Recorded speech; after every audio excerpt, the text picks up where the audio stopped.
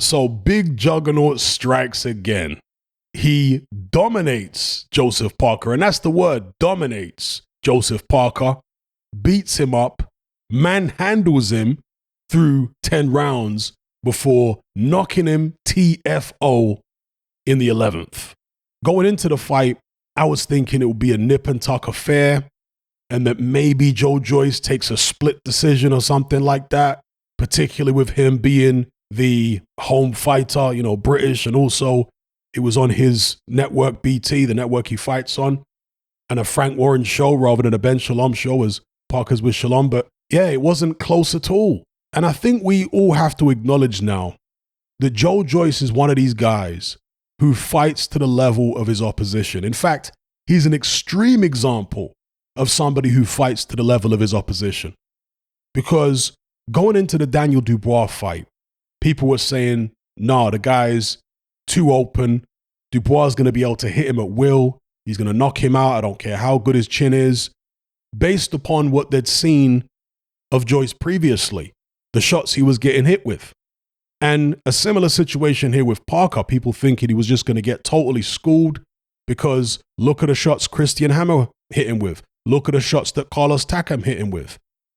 But again, when Joyce is up against somebody who he doesn't really regard as a threat, he just doesn't seem to care at all about his defense. He goes in there just to steamroll people, and he's not at all concerned about what they're throwing back and whether they catch him clean. And maybe one day that will come back to haunt him, but so far it hasn't. But when he steps up and fights somebody who is apparently talented, someone he sees as somewhat of a threat, he busts out the boxing skills. That's what he did against Daniel Dubois. He got that jab popping and he forced Dubois to quit. I think that was in the 11th round as well, wasn't it? Forced Dubois to quit. And here against Joseph Parker, similar situation. Now, I did talk about this in my fight preview, that Joe Joyce on the front foot could be effective with a jab. And boy, was he effective with that jab. That jab was popping from the first round. And I think that Joe Parker was surprised by that jab. He was surprised by the fact that Joyce looks like a slow fighter, but the jab is accurate. And I'm sure it's surprisingly heavy because, again, it doesn't look like it's got loads of snap on it or anything like that. He doesn't even appear to lean into it that much. But Joyce is one of these guys who just has really dense, heavy bones. So the shots that he throws don't need to look like they've got a tremendous amount of leverage on them. But when they land, you're like, wow, okay, I got hit by something seriously solid there. In fact, I saw an interview with Joe Joyce maybe a week or so ago, and he was talking about where he trains, I think where he does his strength and conditioning, and it's with a bunch of rugby players. And he said that of all the rugby players, the one with the highest bone density had bones something like 3 times as dense as the average human being. But when they tested Joe Joyce's bones, it was something like 5 times as dense. I'm sure some of you have seen the interview.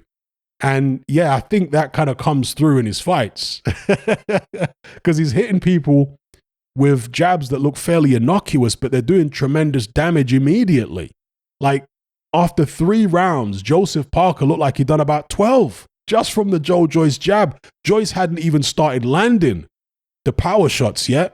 The jab alone had busted Parker's face up. I also spoke in the pre-fight about the fact that Parker fights in bursts, and this is one of his weaknesses against somebody like Joyce who works consistently. And we'd seen improvement in Parker between the first and second Chisora fights. But as I said, Chisora is no Joe Joyce.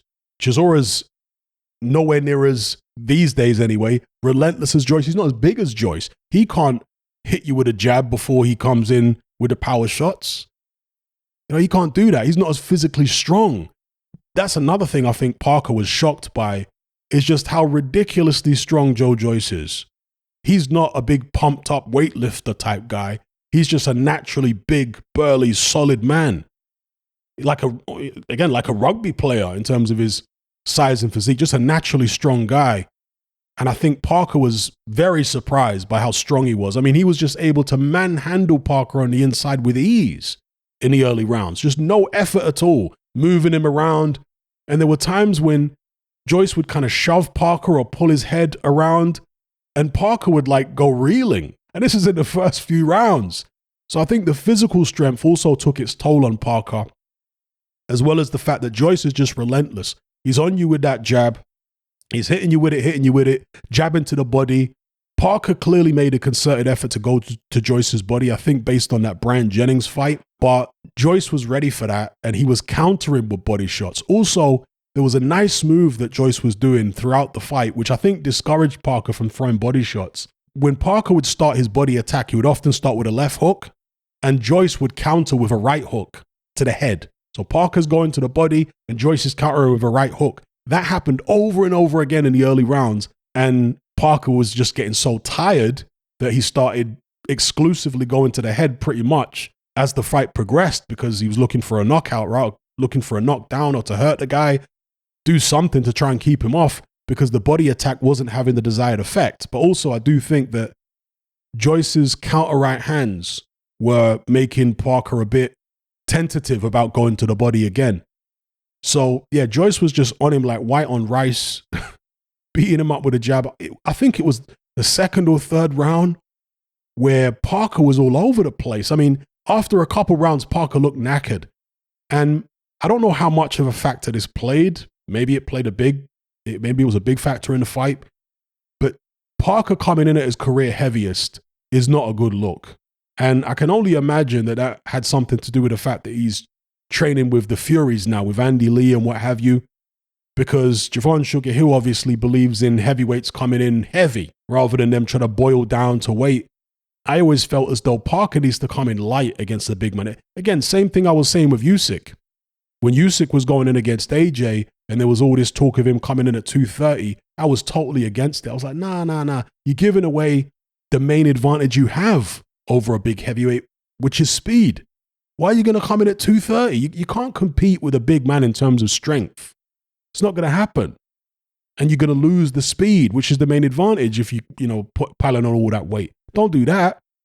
But that's what Parker did. And his weight didn't look like muscle anyway. It looked more fat than muscle coming in at a career heaviest. Not as mobile as you'd need to be against somebody like Joe Joyce. And as I said, again, in the pre-fight, Parker is an explosive fighter. And explosive fighters tend to fight in bursts. In between those bursts, you got to have stamina for days to move around. Because after you've thrown the burst, you got to get out of dodge quick because Joe Joyce is coming.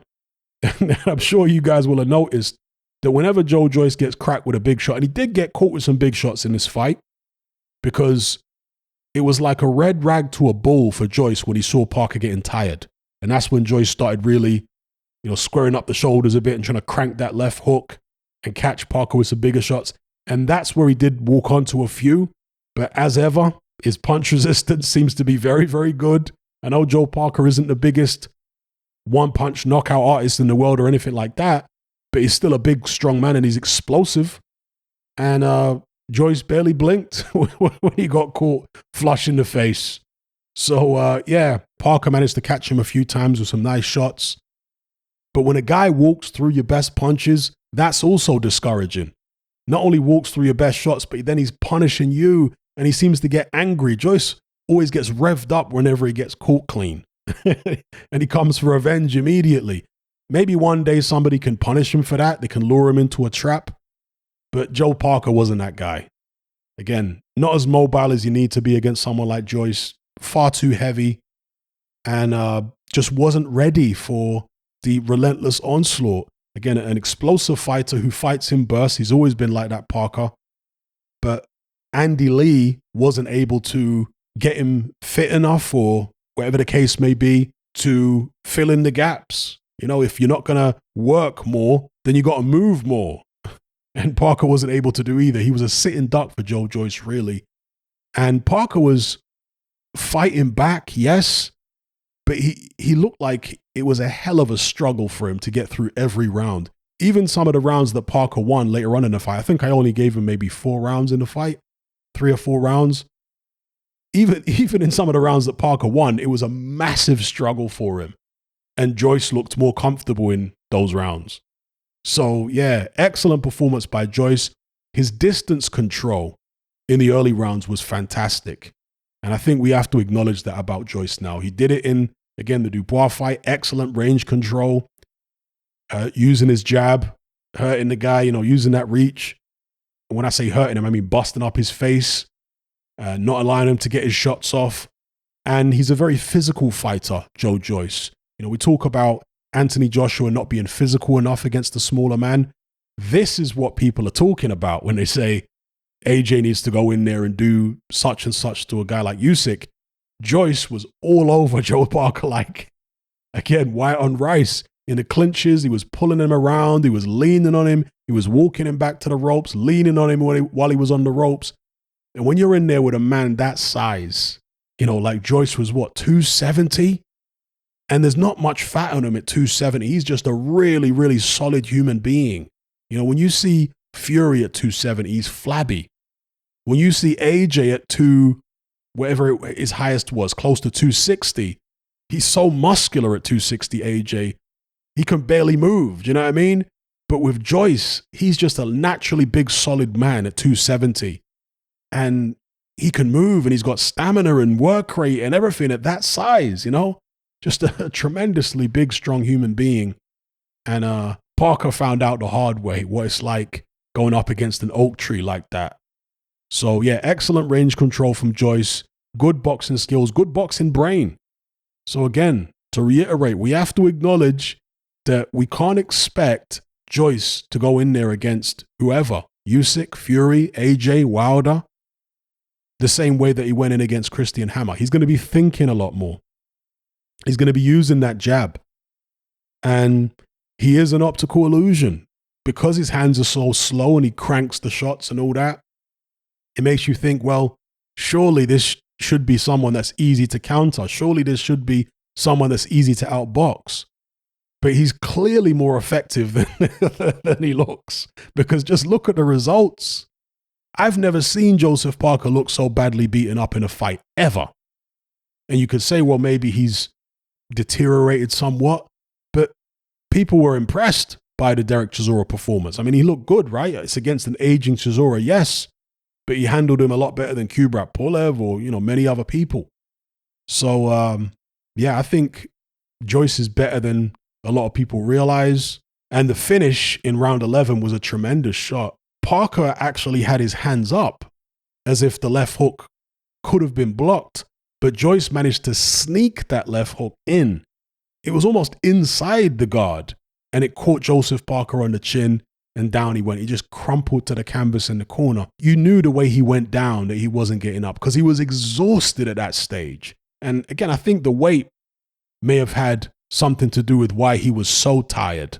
Not a good idea coming in that kind of weight against somebody like Joe Joyce. Again, the idea is, well, I need extra weight to be able to compete with him physically. You're not going to be able to compete with a guy that size physically. Stop it.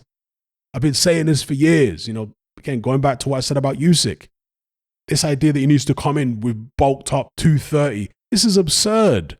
Usyk's perfectly fine at 220. You don't need to try and compete with people who you're never going to be as strong as, because you're losing your best attribute by trying to do so. Bad mistake, I think, by the Parker team in doing that. But either way, I think Joe Joyce would have won regardless. And, something I said again in the pre-fight is that whenever Parker steps up against somebody really formidable, he tends to be cautious and he tends to disappoint. The only exception really being Andy Ruiz, and he had to fight a defensive fight there anyway against Ruiz. But against AJ, disappointing. Against Dylan White, certainly disappointing. And the same here against Joe Joyce, disappointing from Joseph Parker. He got beaten to a bloody pulp and taken out in the end. So that is what that is. Where does Joe Joyce go from here? Well, surely on to a title shot now.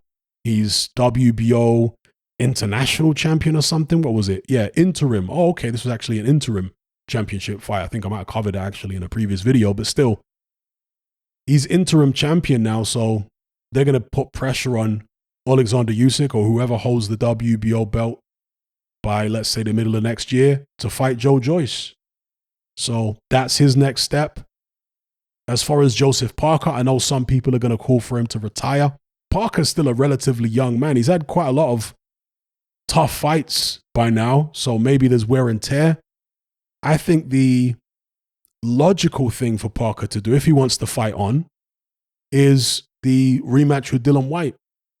Because he's on Sky, Dillian Whyte is a free agent who could easily do a Sky deal. I think that's logical for Joseph Parker to fight Dillian Whyte.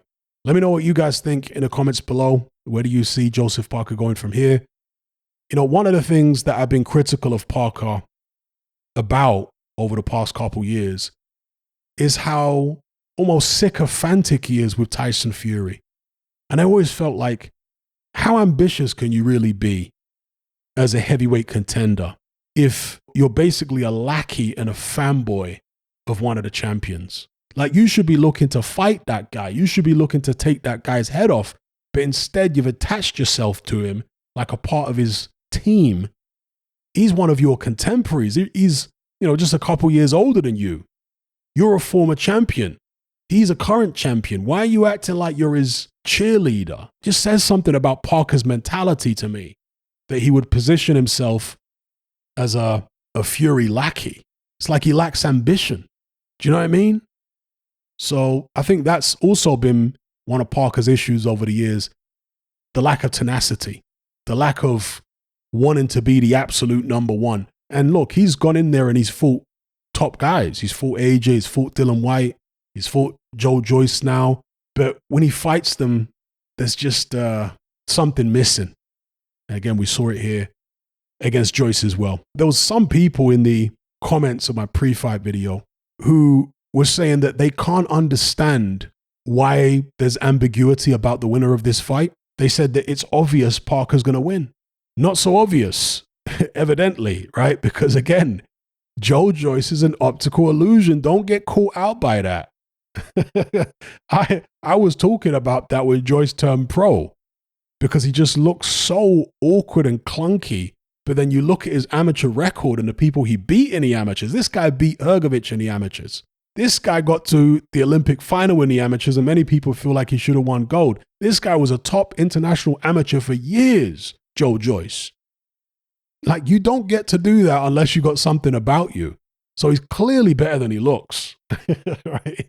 But people got caught out going into the Dubois fight, thinking, oh, this is clearly a Dubois win. And there were people getting caught out going into this fight here with Parker again. Just, oh, clearly Parker's win. Well, Joyce is that guy who turns logic on its head, because there are certain intangibles about him. There are certain things that won't show up on the record that you won't really understand about him until you see him in action and you see what he does to opponents' faces. And I'm be very interested to hear from Joe Parker about what it's like being in there against Joyce. I suspect he's going to talk about how strong he is. Just the physical strength is incredible of Joyce. And also how good and educated his jab is, and how well he maintains his range, you know, and pummels you with that jab, beats you up with it. So anyway, let me not go on for any longer. I'll leave it there. Let me know what you guys think in the comments.